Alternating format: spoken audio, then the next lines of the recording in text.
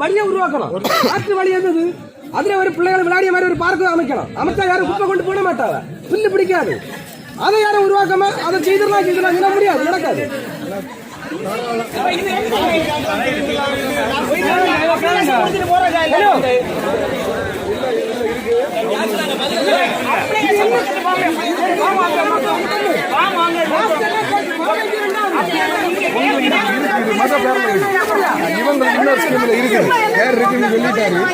நான் பார்த்துக்கிட்டேன்.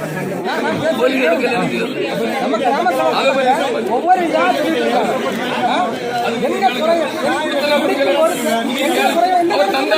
நீங்க பென்ஷன் காரியமா வரவே வேற எந்த காரியம் பஞ்சாயத்தோட காரியம் எதுவுமே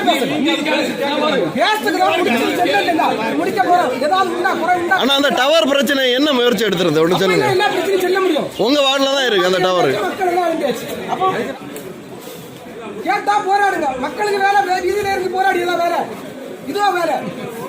ஒரு குறைகளை கேட்காம இருந்தா மக்கள் வீதியில இறங்கி போராடணும். அப்ப மக்கள் போராடிக்கிட்டே இருக்கணும், அதிகாரிகள் பார்த்துக்கிட்டே இருக்கலாமா?